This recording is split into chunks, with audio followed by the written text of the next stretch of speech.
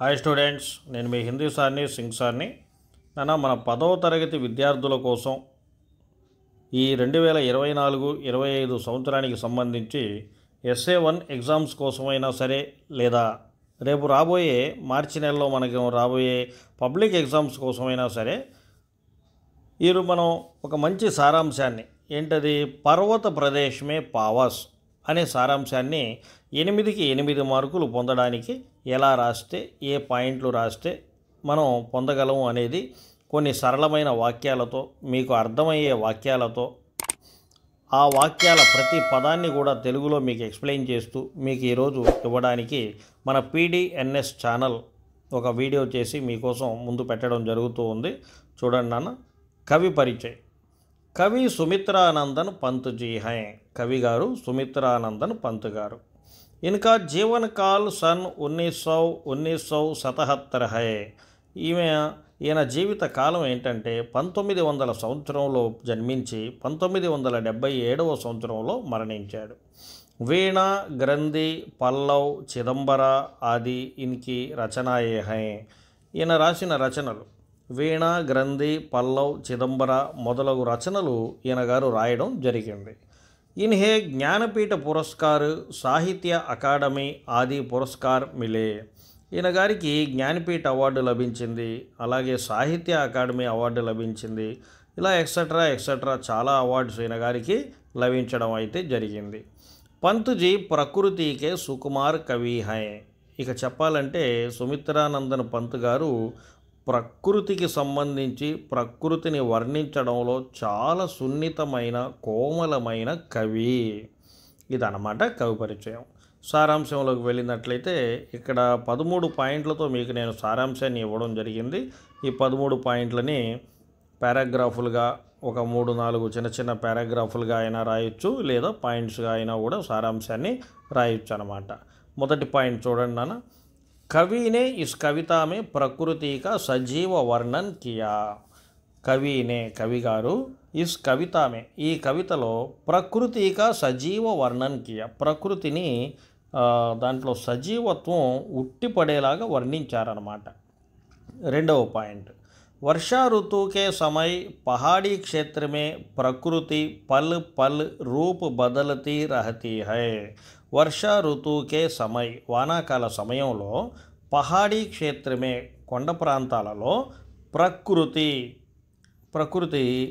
పల్ అంటే every minute, రూపు బదలతీ రహతీ హై, తమ రూపాన్ని మార్చుకుంటూ ఉంటుందన్నమాట. మూడో పాయింట్. విశాల పర్వత దూరు తక్ ఫైలే హుయి హై. ఇక పర్వతాలు చూస్తే దూరం దాకా అవి వ్యాపించి ఉంటాయి. మరి నాలుగవ పాయింట్. పర్వత పర్ ఖిలే హజారో పుష్ప పర్వత్కి ఆంఖే జైసే హై. మన కవి గారికి చూడండి ఎలా అనిపిస్తుందో. పర్వత్ పర్ ఖిలే హజారో పుష్ప, పర్వతాల మీద వికసించి ఉన్న ఆ వేల పుష్పాలు, పర్వత్కి ఆంఖే జైసే హై, పర్వతాల యొక్క కళ్ళులాగా కనిపిస్తున్నాయంట. ఐదవ పాయింట్. పర్వత్ అపనీ ఆంఖోं से तालाब में अपना आकार देख कर गर्व का अनुभव करता है. పర్వత్ అపనీ ఆంఖోं से, ఈ పర్వతాలు ఏం చేస్తున్నాయి, అపనీ ఆంఖోं से, తమ కళ్ళతో తాలాబుమే, పర్వతాల కింద చెరువు ఉంది, తాలాబ్ అంటే చెరువు, ఆ చెరువులో అపనా ఆకారు దేఖకర్, తమ ఆకారాన్ని చూసుకొని, గర్వకా అనుభవ కర్తా హై, చాలా గర్వంగా ఫీల్ అవుతున్నాయన్నమాట. ఆరో పాయింట్. झरने का पानी मोती की लड़ियों की तरह लगता है.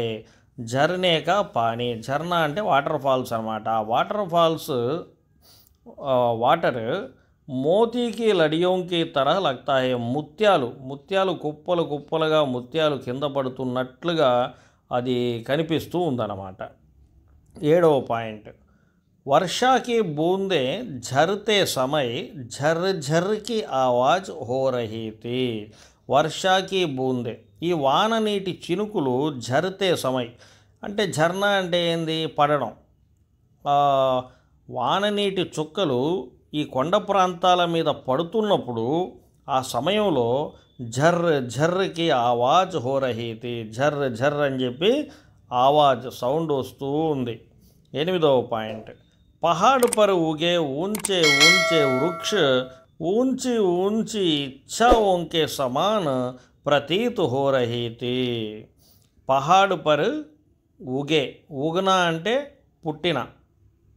పుట్టి ఉన్న ఆ కొండ ప్రాంతాల మీద పుట్టి ఉన్న ఊంచే ఊంచే ఎత్తైన వృక్ష చెట్లు, ఊంచి ఊంచి ఇచ్ఛాఓంకే సమాన్ అంటే మన ఉన్నతమైన ఆశయాలని, కోరికలని, కలలని ప్రతీత్ హోరహీతి అవి వాటిని చూస్తుంటే అవి వ్యక్తం అవుతున్నాయి అన్నమాట.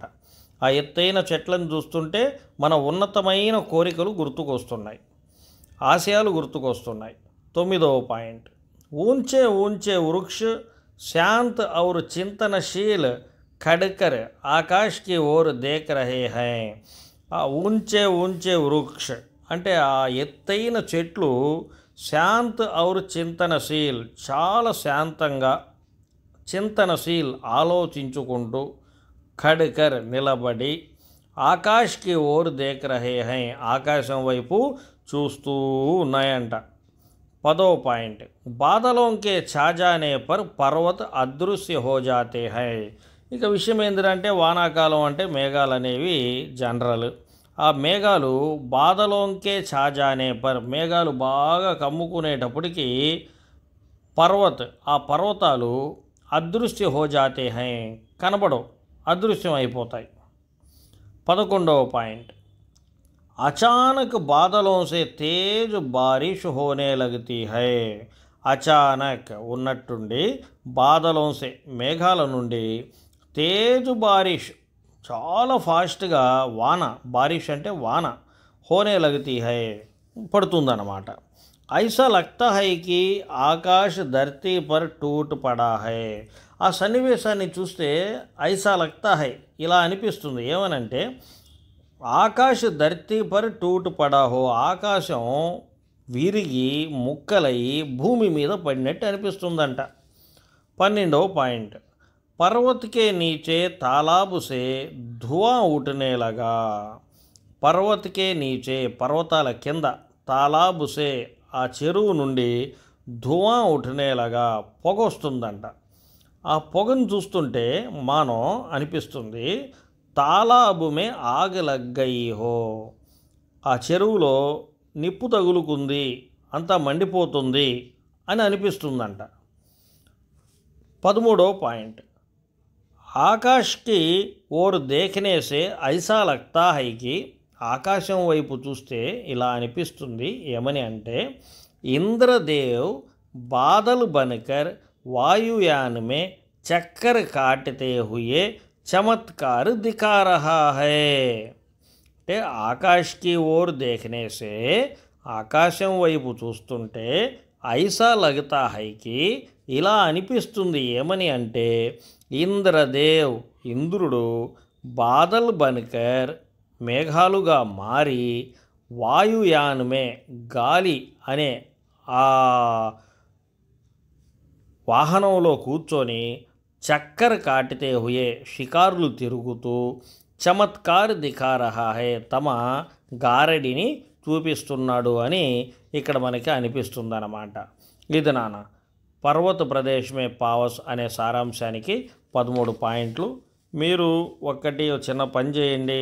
ఏంటంటే ఇక్కడ నేను నీతి శిక్ష అని చెప్పి మీకేమి ఇక్కడ పాయింట్ ఇవ్వలేదు.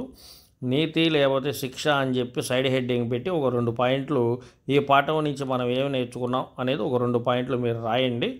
అప్పుడు ఫుల్ మార్క్స్ మనకు పడతాయి. పర్వత ప్రదేశ్ మే పావస్ ఇది సుమిత్రానందన్ పంత్ గారు రాసింది. ఆ కవి పరిచయాన్ని మీకు ఆల్రెడీ ఇక్కడ ఇచ్చున్నాను పారాగ్రాఫ్లో. 13 పాయింట్లతో సారాంశం ఉంది. ఇక నీతి లేకపోతే శిక్ష అని ఒక 2 పాయింట్లు మీరు తయారు చేసుకొని రాసుకోండి. ఇలాగే ఇంకా మరిన్ని మంచి మంచి ప్రోస్కి సంబంధించిన, పోయిటరీకి సంబంధించిన ప్రశ్న జవాబులైనా కానీ, మోడల్ పేపర్స్ అయినా కానీ, గ్రామర్ అయినా కానీ, letters, general essays, important questions ఇవన్నీ కూడా రాబోయే రోజుల్లో నాకు ఉన్న సమయాన్ని బట్టి, అవకాశాన్ని బట్టి, వీలును బట్టి మీరందరూ మంచి మార్కులు పొందాలి అని చెప్పే ఉద్దేశంతో మీకోసం నేను మళ్ళీ వీడియోలని మీ ముందుకు తెస్తూ ఉంటాను. మరి ఇలాంటి మంచి మంచి వీడియోలు అన్నీ మీ దాకా చేరాలి, మీ ఫ్రెండ్స్కి కూడా చేరాలి, అందరూ మంచి మార్కుల్ని పొందాలి అనుకుంటే మన ఛానల్ పేరు పీడీఎన్ఎస్ హిందీ. సబ్స్క్రైబ్ చేయండి, లైక్ చేయండి, షేర్ చేయండి. నేను మీ హిందీ సార్ని, సింగ్ సార్ని.